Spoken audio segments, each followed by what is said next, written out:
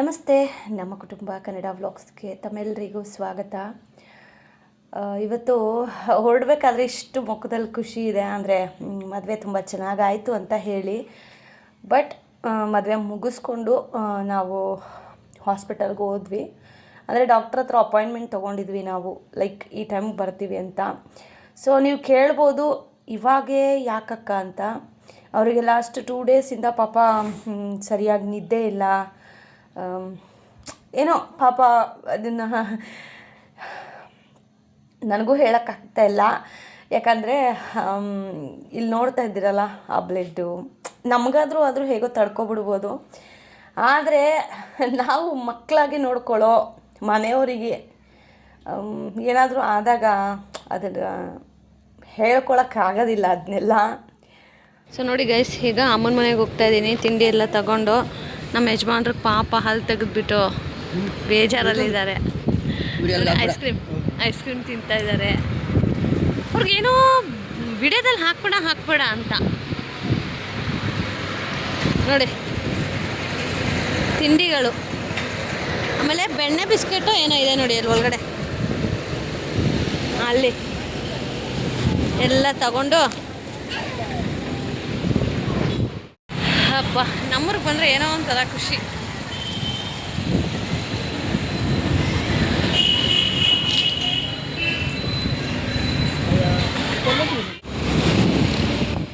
Actually ಆ ಟೈಮಲ್ಲಿ ನಾನು ಎಮೋಷ್ನಲ್ ಆದರೆ ಅವರು ಸ್ವಲ್ಪ ಭಯ ಪಡ್ತಾರೆ ಅಂತ ಹೇಳಿ ಆದಷ್ಟು ನಗ್ನಗ್ತಾನೆ ಅವ್ರಿಗೆ ಸ್ವಲ್ಪ ಮೋಟಿವೇಟ್ ಆಗೋ ಥರ ಮಾಡ್ತಾಯಿದ್ದೆ. ಬಟ್ ಒಳಗಡೆ ತುಂಬಾ ಬೇಜಾರಾಗ್ತಾಯಿತ್ತು.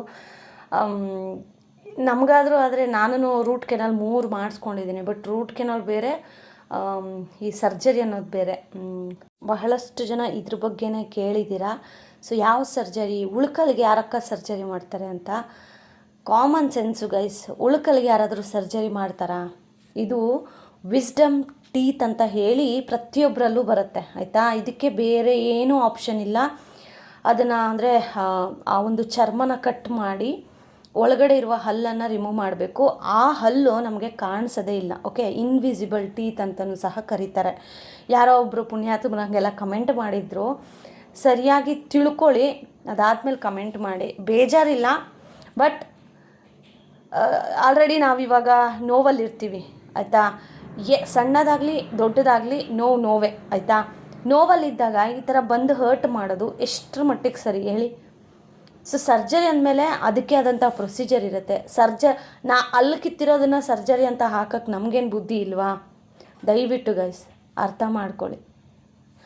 ಆಮೇಲೆ ಪಾಪ ಅವರು ಗಾಡಿ ಓಡಿಸೋದು ಬೇಡ ಅಂತ ಹೇಳಿದೆ ನಾನು ಅದಕ್ಕೆ ಪದೇ ಅವ್ರಿಗೆ ಹೇಳ್ತಾ ಇದ್ದೆ, ನನಗೆ ಗಾಡಿ ಕಳಿಸ್ಕೊಡಿ, ನಾನು ಕರ್ಕೊಂಡು ಓಡಾಡ್ತಾ ಇದ್ದೆ ಅಲ್ವಾ ಅಂತ. ಅವರಿಗೇನಂದರೆ ಭಯ, ರೋಡಲ್ಲಿ ಗಾಡಿ ಕೊಟ್ಟರೆ ಹೆಂಗೆ ಓಡಿಸ್ತಾಳೋ ಏನೋ ಅಂತ. ಬಟ್ ಮ್ಯಾನೇಜ್ ಅಂತೂ ಮಾಡಬಹುದು, ಒಂದು ಸೈಡಲ್ಲೇ ನಿಧಾನವಾಗಿ ಹೋಗ್ಬೋದು. ಬಟ್ ಅವ್ರು ಇಲ್ಲ, ನಂಗೆ ಆಗತ್ತೆ, ನೀವು ವರಿ ಮಾಡಬೇಡ, ಹೋಗೋಣ ಅಂತ ಹೇಳಿ. ಆ್ಯಕ್ಚುಲಿ ನಾವು ಅಮ್ಮನ ಮನೆಗೆ ಹೋಗಿ ಒಂದು 10 ನಿಮಿಷ ಏನೋ ಟೈಮ್ ಸ್ಪೆಂಡ್ ಮಾಡಿದ್ವಿ ಅಷ್ಟೇ ಗೈಸ್. ಅಮ್ಮನ ಮನೆಗೆ ಹೋಗಿ ಅಲ್ಲಿ ಎಲ್ಲರೂ ಮಾತಾಡಿಸ್ಕೊಂಡು, ಅಮ್ಮನ ಮಾತಾಡಿಸ್ಕೊಂಡು, ಆಮೇಲೆ ತುಂಬ ಮಿಸ್ ಮಾಡ್ಕೋತಾ ಇದ್ದೀನಿ ಅಮ್ಮನೇ. ಸೊ ಹೋಗಿ ಮಾತಾಡಿಸ್ಕೊಂಡು ಅದಾದಮೇಲೆ ನಮ್ಮ ದೊಡ್ಡಮ್ಮ ತೀರೋಗಿದ್ದರು. ಸೊ ಹೋಗೋಕ್ಕಾಗಿರಲಿಲ್ಲ. ಅವ್ರ ಮನೆಗೂ ಹೋಗಿ ಮಾತಾಡ್ಸ್ಕೊಂಡು ಬಂದೆ. ಸೊ ಮುಖ ನೋಡೋಕ್ಕಾಗಲಿಲ್ಲ ಅನ್ನೋದು ಬೇಜಾರಿತ್ತು. ಬಟ್ ಇಲ್ಲಿವರೆಗೂ ಬಂದು ಹೋಗಿ ನೋಡ್ಕೊಂಡು ಮಾತಾಡ್ಸ್ಕೊಬರೋಣ ಅವ್ರ ಮನೆಯವ್ರನ್ನಾದ್ರು ಅಂತ ಹೇಳಿ ಹೋಗಿ ನಮ್ಮ ಅತ್ತಿಗೆಯವ್ರನ್ನ, ಆಮೇಲೆ ನಮ್ಮ ದೊಡ್ಡಮ್ಮವ್ರ ಮಗಳನ್ನ, ಅವ್ರನ್ನೆಲ್ಲ ಮಾತಾಡಿಸ್ಕೊಂಡು ವಾಪಸ್ ಮನೆ ಕಡೆ ಹೊರಟ್ವಿ. ಆ್ಯಂಡ್ ಗೈಸ್, ಲಿಟ್ರಲಿ ನಾನು ಈ ವಿಡಿಯೋಗೆ ನಿಮಗೆ ಸಬ್ಸ್ಕ್ರೈಬ್ ಮಾಡಿ, ಇನ್ನೊಂದು ಮಾಡಿ ದಯವಿಟ್ಟು ಕೇಳೋದಿಲ್ಲ. ಬಿಕಾಸ್ ಇದೊಂಥರ ಸ್ಯಾಡ್ ಅಲ್ವಾ. ಸೊ ಅದನ್ನು ಹೇಗೆ ನಾನು ಸೆಲೆಬ್ರೇಟ್ ಮಾಡಿ ಅಪ್ಲೋಡ್ ಮಾಡಲಿ. ಸೊ ವಿಡಿಯೋನು ನಾನು ಯಾಕೆ ಅಪ್ಲೋಡ್ ಮಾಡ್ತಾಯಿದ್ದೀನಿ ಅಂತಂದರೆ, ಈ ಟೈಮಲ್ಲಿ ಅವರು ಅಷ್ಟು ಪದೇ ಇಲ್ಲ ಹಾಕ್ಬೇಡ ನೀನು ಹಾಕ್ಬೇಡ ಅಂತ ಅಂದರೂ ನಾನು ಯಾಕೆ ವೀಡಿಯೋನ ಅಪ್ಲೋಡ್ ಮಾಡ್ತಾಯಿದ್ದೀನಿ ಅಂತಂದರೆ, ಎಕ್ಸ್ಪೆಷಲಿ ಗಂಡು ಮಕ್ಕಳಿಗೆ ಈ ವಿಡಿಯೋ ಡೆಡಿಕೇಟ್ ಮಾಡ್ತೀನಿ. ಯಾಕೆ ಅಂತಂದರೆ, ಹೆಣ್ಮಕ್ಳಾದರೂ ಸಣ್ಣ ಪುಟ್ಟ ನೋವು ಬಂದಾಗ ನಾವು ಹೇಳ್ಕೊತೀವಿ ಮನೇಲಿ. ಓಕೆ, ಗಂಡು ಮಕ್ಳು ಹೇಗಂತಂದರೆ ಹೇಳ್ಕೊಳ್ಳೋದಿಲ್ಲ, ಅಯ್ಯೋ ಇದೇನಾಗುತ್ತೆ ಬಿಡು ನೋಡ್ಕೊಳ್ಳೋಣ ಮುಂದೆ ಅಂತ. ಆ್ಯಕ್ಚುಲಿ ನಮ್ಮ ಯಜಮಾನ್ರಿಗೆ ಹಲ್ಲು ಬಂದು 21 ಇಯರ್ಸ್ ಆಗಿದೆ. ಅಂದರೆ ಲೆಕ್ಕ ಹಾಕ್ಕೊಳ್ಳಿ, ಅದು ಚಿಕ್ಕ ವಯಸ್ಸಲ್ಲೇ ಬಂದಿದೆ. ಬಟ್ ಇವರು ನೋಡಿಕೊಂಡೇ ಇಲ್ಲ. ಸೊ ಡೆಂಟಿಸ್ಟ್ ಹತ್ರ ಹೋಗಿ ಚೆಕ್ ಮಾಡಿಸ್ದಾಗಲೇ ನಮಗೆ ಇದೆಯಾ ಇಲ್ವಾ ಅನ್ನೋದು ಗೊತ್ತಾಗುತ್ತೆ. ಅವ್ರು ಹೇಳಿದ ಪ್ರಕಾರ ಅಂದರೆ ಡಾಕ್ಟ್ರ್ ಹೇಳಿದ ಪ್ರಕಾರ ಪ್ರತಿಯೊಬ್ಬರಲ್ಲೂ ಈ ವಿಸ್ಡಮ್ ಟ್ಯೂತ್ ಅನ್ನೋದು ಬಂದೇ ಬರುತ್ತೆ, ಇನ್ವಿಸಿಬಲ್ ಟೂತ್ ಅಂತ. ಸೊ ಅದರಿಂದ ನಮಗೆ ಉಪಯೋಗಕ್ಕಿಂತ ಅನಾನುಕೂಲನೇ ಜಾಸ್ತಿ. ಅದನ್ನು ರಿಮೂವ್ ಮಾಡೋದೇ ಬೆಸ್ಟ್ ಆಪ್ಷನ್ ಅಂತ. ಆಮೇಲೆ ಇದಕ್ಕೆ ಖರ್ಚು ನೀವು ಕೇಳಿಬಿಟ್ರೆ ನಿಜ ನೀವು ಶಾಕ್ ಆಗ್ತೀರಾ. ನಮಗೆ ಫಸ್ಟ್ ಹೇಳಿದ್ದು 6K to 5K ಆಗುತ್ತೆ, ಬೇರೆ ಸರ್ಜನ್ ಬಂದು ಮಾಡ್ತಾರೆ ಅಂತ ಹೇಳಿದರು. ಆಮೇಲೆ ನಾವು ಸುಮ್ಮನೆ ಯಾಕೆ ರಿಸ್ಕ್ ತೊಗೊಳ್ಳೋದು, ಬೇಡ ಬೇರೆ ಕಡೆ ಒಂದು ಸತಿ ಚೆಕ್ ಮಾಡಿಸೋಣ ಅಂತ ಹೇಳಿ ಒಂದು 4-5 ಡಾಕ್ಟ್ರುಗಳನ್ನು ನಾವು ವಿಚಾರಿಸಿದ್ವಿ. ಸೊ ವಿಚಾರಿಸಿದ ಮೇಲೆ ಸೇಮ್ ಅದೇ ಪ್ರೈಸ್ ಅಂತ ಅಂದರು.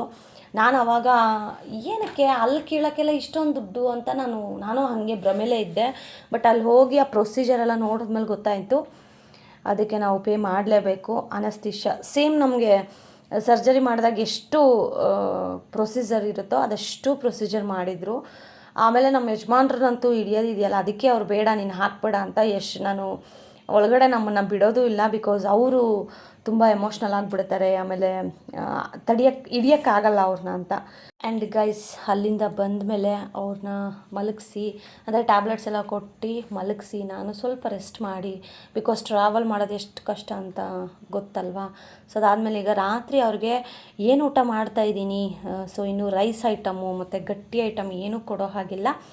5 days ಅಂತ ಹೇಳಿದ್ದಾರೆ. ಸೊ ಆಫ್ಟರ್ 5 days ನಾವು ಹೋಗಿ ಸ್ಟಿಚಸನ್ನು ಓಪನ್ ಮಾಡ್ಸೋಕ್ಕೆ ಹೋಗಬೇಕು. ಸೊ ಆಲ್ರೆಡಿ ಈಗ 3 ಸ್ಟಿಚಸ್ ಏನೋ ಹಾಕಿದ್ದಾರೆ. ಸೊ ಆ ಸ್ಟಿಚಸನ್ನು ರಿಮೂವ್ ಮಾಡಿಸ್ಕೊಬರೋಕ್ಕೆ ನಾವು ಆಫ್ಟರ್ 5 days ಅಂದರೆ ಸೋಮವಾರ ಹೋಗಬೇಕಾಗತ್ತೆ. ಸೊ ನಾವು ಮಾಡಿಸಿದ್ದು ಗುರುವಾರ. ಸೊ ಗುರುವಾರ, ಶುಕ್ರವಾರ, ಶನಿವಾರ, ಭಾನುವಾರ, ಸೋಮವಾರ. ಸೊ ಸೋಮವಾರ ಹೋಗಿದ್ವಾ ಏನೋ ಅದನ್ನು ವಿಡಿಯೋ ಶೇರ್ ಮಾಡ್ತೀನಿ. ಬಟ್ ಇವತ್ತೇ ಲಾಸ್ಟ್ ನಾನು ಶೂಟ್ ಮಾಡಿದ್ದು. ಆಫ್ಟರ್ 2 days ನಾನು ಯಾವುದೇ ಥರದ ವೀಡಿಯೋ ಮಾಡಲಿಲ್ಲ. ಅವ್ರನ್ನ ನೋಡ್ಕೊಳ್ಳೋದ್ರಲ್ಲೇ ನನ್ನ ಫುಲ್ ಟೈಮ್ ಡ್ಯೂಟಿ. ಆಫೀಸ್ಗೂ ಕಳಿಸಿರಲಿಲ್ಲ. ಆಮೇಲೆ ಆಫೀಸವರು ಅಷ್ಟೇ ಈ ಟೈಮಲ್ಲಿ ಅರ್ಥ ಮಾಡಿಕೊಂಡು ಅವ್ರಿಗೆ ಹಾಲಿಡೇಸ್ ಕೊಟ್ಟರು. ಬಿಕಾಸ್ ಬ್ಯಾಂಕ್ ಸೆಕ್ಟರ್ಸ್ ಎಲ್ಲ ಹೆಂಗಿರುತ್ತೆ ಅಂತ ನಿಮ್ಮೆಲ್ಲರಿಗೂ ಗೊತ್ತು, ತುಂಬ ಹೆಕ್ಟಿಕ್ ಆಗಿರುತ್ತೆ. ಸೊ ಅದರಲ್ಲೂ ನಾನು ಪರ್ಸ್ನಲಾಗಿ ಅವರ ಆಫೀಸ್ಗೆ ಮೆಸೇಜ್ ಮಾಡಿದ್ದೆ ದಟ್ ಅವರಿಗೆ BP ಎಲ್ಲ ನಾರ್ಮಲ್ ಇರಬೇಕು, ಟೆನ್ಷನ್ ತೊಗೋಬಾರ್ದು ಅಂತ. ಸೊ ಅದನ್ನು ಅರ್ಥ ಮಾಡಿಕೊಂಡು ಪಾಪ ಅವರೂ ರಜಾ ಕೊಟ್ಟು ಆಮೇಲೆ ಬ್ಯಾಕ್ ಟು ಬ್ಯಾಕ್ ಅವರು ವಿಚಾರಿಸ್ಕೋತಾ ಇದ್ದಿದ್ದು ಒಂಥರ ಖುಷಿ ಆಯಿತು. ಪರವಾಗಿಲ್ಲ ನಮ್ಮನ್ನು ಅಂದರೆ ನಮ್ಮ ಬಗ್ಗೆ ವಿಚಾರಿಸೋರು ಜನ ಇದ್ದಾರೆ ಅಂತ ಖುಷಿ ಆಯಿತು. ನಮ್ಮ ಯಜಮಾನರು ಎಲ್ಲೇ ಹೋದರು ಗೈಸ್ ಅವರೊಂಥರ ಫ್ರೆಂಡ್ಲಿ ನೇಚರು, ಎಲ್ಲರನ್ನೂ ನಮ್ಮವರು ಅಂತಲೇ ಟ್ರೀಟ್ ಮಾಡ್ತಾರೆ. ಸೊ ಅಪೋಸಿಟಲ್ಲಿರೋ ವ್ಯಕ್ತಿಗಳು ಅಷ್ಟೇ ನಮ್ಮವರು ಅಂತ ಟ್ರೀಟ್ ಮಾಡ್ತಾರೆ. ಅದು ಈ ಟೈಮಲ್ಲಿ ಗೊತ್ತಾಯಿತು. ಅವರ ಕೊಲೀಗ್ಸ್ ಎಷ್ಟು ಜನ ಮೆಸೇಜು ಕಾಲ್ ಮಾಡಿ ವಿಚಾರಿಸ್ತಾ ಇದ್ದರು, ಹೇಗಿದ್ದೀರಾ ಸರ್, ಇವಾಗ ಹೆಂಗಿದೆ, ಮನೆಗೆ ಬಂದು ಬರಬೇಕಾ ಅಂತ. ಅದಕ್ಕೆ ಇಲ್ಲ ಆ ಥರ ಏನಿಲ್ಲ, ಪರವಾಗಿಲ್ಲ, ಬೇಡ ಅಂತ ಹೇಳ್ತಾ ಇದ್ದರು. ಸೊ ಅದಾದಮೇಲೆ ಅವರಿಗೆ ತೆಳ್ಳಗಂದರೆ ಗಂಜಿ ಥರ ಉಪ್ಪಿಟ್ಟು, ಅಂದರೆ ಅವರು ರವೆ ಗಂಜಿ ಎಲ್ಲ ಕುಡಿಯೋಲ್ಲ ಗೈಸ್. ಸೊ ಉಪ್ಪಿಟ್ಟನ್ನೇ ತೆಳ್ಳಗೆ ಮಾಡ್ತಾಯಿದ್ದೀನಿ. ನಮ್ಮ ಯಜಮಾನರು ಮೊದಲೇ ಫುಡ್ಡಲ್ಲಿ ತುಂಬ ರಿಸ್ಟ್ರಿಕ್ಷನ್ಸ್ ಎಲ್ಲ ಇರ್ತಾರಲ್ವ, ಹಾಗಾಗಿ ಇದು ಬೇಡ ಅದು ಬೇಡ ಅದು ಬೇಡ ಇದು ಬೇಡ ಅನ್ನೋ ಥರದಲ್ಲೇ ಹೇಳ್ತಾಯಿದ್ರು. ಅದಕ್ಕೆ ಸ್ವಲ್ಪ ಸ್ಪೈಸಿಯಾಗಿ ಉಪ್ಪಿಟ್ಟೆ ಮಾಡಿಕೊಡೋಣ, ಗಂಜಿ ಉಪ್ಪಿಟ್ಟು ಅಂತ. ಬಟ್ ಆ 3 ದಿನ ಗೈಸ್ ರಿಯಲಿ ಅವ್ರನ್ನ ಹಂಗೆ ನೋಡೋದು ಒಂಥರ ಬೇಜಾರಿನ ಸಂಗತಿನೇ ಸರಿ. ಆ್ಯಂಡ್ ಅಷ್ಟು ಒಂದು ಟೈಮ್ ನಿಂತ್ಕೋತಿರ್ಲಿಲ್ಲ ನಮ್ಮ ಯಜಮಾನರು. ಅವ್ರು ಒಂದು ಹತ್ರ ಕೂತ್ಕೊಂಡು ಕೆಲಸ ಮಾಡ್ತಾರೆ ಅಂದರೆ ಆಗಲ್ಲ ಗೈಸ್. ಅವ್ರಿಗೆ ಎದ್ದೆಂಥ ಆಪರ್ಚುನಿಟಿ ಬಂದಿತ್ತು ಗೊತ್ತಾ, ಬ್ಯಾಂಕಲ್ಲೇ ತುಂಬ ಆಫರ್ಸ್ಗಳು ಬಂದಿತ್ತು, ಪೋಸ್ಟಿಂಗ್ಗಳು ಬಂದಿತ್ತು. ಬಟ್ ಅವ್ರು ಎಲ್ಲೂ ಹೋಗಲಿಲ್ಲ. ಅವ್ರಿಗೆ ಈ ಥರ ಫೀಲ್ಡ್ ವರ್ಕ್ ಇಷ್ಟ. ಒಂದೇ ಹತ್ರ ಕೂತ್ಕೊಳ್ಳೋದಂದರೆ ನಮ್ಮ ಯಜಮಾನ್ರಿಗೆ ಆಗೋದಿಲ್ಲ. ಸೊ ಅಂಥ ವ್ಯಕ್ತಿ ಈಗ ಆರಾಮ್ಸೆ ಮನೇಲಿ ಕೂತಿದ್ದಾರೆ ಅಂತಂದರೆ ಅದು ಕೇಳೋಕ್ಕೇ ಒಂಥರ ಅನಿಸುತ್ತೆ. ಬಟ್ ನಂಗೆ ಖುಷಿ ಆಯಿತು ದಟ್ 3 ಹೊತ್ತು ನನ್ನ ಜೊತೆ ಕೂತು ಮಾತಾಡ್ತಾ ಇದ್ದಾರೆ, ನಂಗೆ ಟೈಮ್ ಅಂದರೆ ನನಗೆ ಟೈಮ್ ಕೊಡ್ತಾ ಇದ್ದಾರೆ ಅಂತ. ಬಟ್ ನನ್ನ ಕೈಲಾದಷ್ಟು ಅವ್ರನ್ನ ಹುಷಾರಾಗಿ ನೋಡಿಕೊಂಡು ಸೊ ಫೈನಲಿ ಈಗ ಆರಾಮಾಗಿದ್ದಾರೆ. ಸೊ ಡೋಂಟ್ ವರಿ, ವಿಡಿಯೋ ಸ್ವಲ್ಪ ಡಿಲೇ ಆಗಿ ಅಪ್ಲೋಡ್ ಮಾಡ್ತಾಯಿದ್ದೀನಿ. ರೀಸನ್ ಇಷ್ಟೇ. ಸೊ ಮನೇಲಿ ಸ್ವಲ್ಪ ಅವ್ರಿಗೆ ರೆಸ್ಟ್ ಬೇಕಾಗಿತ್ತು. ಸೊ ನಾನು ಅವ್ರ ಮನೇಲಿದ್ದರೆ ಫೋನೆಲ್ಲ ನಾನು ನೋಡೋದು ಇಲ್ಲ, ನಾನು ವಿಡಿಯೋನೂ ಮಾಡೋದಿಲ್ಲ. ಸೊ ಹಾಗಾಗಿ ಅವ್ರ ಜೊತೆ ಟೈಮ್ ಸ್ಪೆಂಡ್ ಮಾಡಿ, ಮತ್ತು ಅವರಿಗೆ ಅದು ಸ್ವಲ್ಪ ಊತ ಜಾಸ್ತಿ ಆಗಿಬಿಟ್ಟಿತ್ತು ಗೈಸ್. ಪೇಯ್ನ್ ಕಡಿಮೆ ಇತ್ತು, ಆದರೆ ಟ್ಯಾಬ್ಲೆಟ್ಸ್ ತೊಗೊಂಡಾಗ ಪೇಯ್ನ್ ಇರ್ತಿರ್ಲಿಲ್ಲ.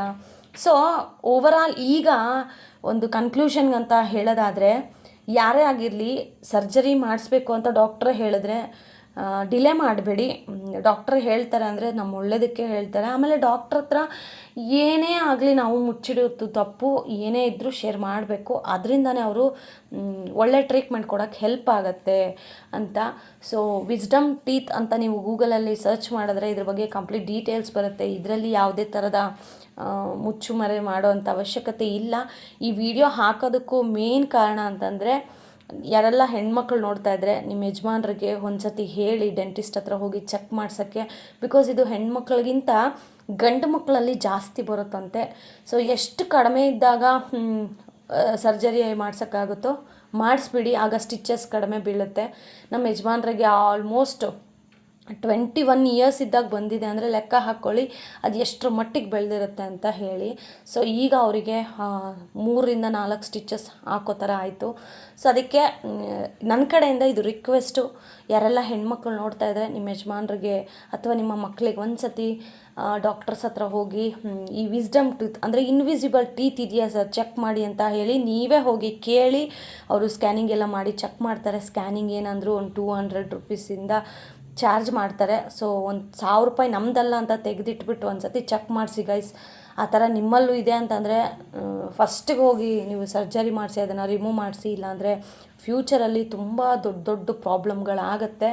ಸೊ ಒಬ್ಳು ತಂಗಿಯಾಗಿ, ಅಕ್ಕ ಆಗಿ, ಫ್ರೆಂಡ್ ಆಗಿ ನಾನು ಶೇರ್ ಮಾಡ್ತಾಯಿದ್ದೀನಿ. ನಮ್ಮ ಯಜಮಾನ್ರು ಇಷ್ಟು ಬೇಡ ಅಂದರೂ ನಾನು ಶೇರ್ ಮಾಡ್ತಾಯಿದ್ದೀನಿ. ಸೊ ನಿಮ್ಮೆಲ್ಲರಿಗೂ ಹೆಲ್ಪ್ಫುಲ್ ಆಗಲಿ ಈ ವಿಡಿಯೋ ಅಂತ ಹೇಳಿ. ಸೊ ಇದನ್ನು ರಿಕ್ವೆಸ್ಟ್ ಅಂತ ಕನ್ಸಿಡರ್ ಮಾಡಿ. ಆ್ಯಂಡ್ ಇನ್ನು ಅವರಿಗೆ ನೋಡಿದ್ರಲ್ಲ ಆ ಥರ ಗಂಜಿ ಮತ್ತು ಬಿಸಿ ಕೊಡಬಾರ್ದು, ತೆಳುವಾಗಿರಬೇಕು ಅಂತ ಹೇಳಿದ್ದಾರೆ. ಆ್ಯಂಡ್ ಇನ್ನು ನಮಗೆ ಅಂತ ಹೇಳಿ ಪೊಂಗಲ್ ಮಾಡಿದ್ದೆ. So easy and quick. ಪರ್ಯಂತ್ಗೆ ಕಂಟಿನ್ಯೂಸ್ ಆಗಿಂದ ಸ್ಕೂಲ್ಸ್ಗಳಿದ್ದೆ. ಸೊ ಅವನ್ನ ಸ್ಕೂಲಿಗೆ ಕಳಿಸಿ ಅದಾದಮೇಲೆ ಇವ್ರನ್ನ ಟೇಕ್ ಕೇರ್ ಮಾಡ್ಕೊಳ್ಳೋಕ್ಕೆ. ಆ್ಯಂಡ್ ರಾಯರ ದಯೆ, ರಾಯರ ಆಶೀರ್ವಾದ, ಸಣ್ಣ ಪುಟ್ಟದರಲ್ಲಿ ಎಲ್ಲನೂ ಕ್ಲಿಯರ್ ಆಗಿದೆ. ಆ್ಯಂಡ್ ಆದಷ್ಟು ಬೇಗ ಅವ್ರ ಜೊತೆ ವಿಡಿಯೋನ ಶೇರ್ ಮಾಡ್ತೀನಿ. ಆ್ಯಂಡ್ ಇವತ್ತಿನ ವಿಡಿಯೋ ನಿಮಗೆ ಸ್ವಲ್ಪ ಆದರೂ ಯೂಸ್ಫುಲ್ ಆಗಿದೆ ಇವತ್ತಿನ ವಿಡಿಯೋ ಅಂತಾದರೆ ಇಷ್ಟು ಮಾತ್ರ ಕೇಳಬಲ್ಲೆ. ನಿಮ್ಮ ಫ್ಯಾಮಿಲಿಯಲ್ಲಿ ಯಾರಾದರೂ ಈ ಥರ ಸಫರ್ ಆಗ್ತಾಯಿದ್ರೆ ಅವ್ರಿಗೆ ಶೇರ್ ಮಾಡಿ. Thank you so much for watching friends. Lots of love.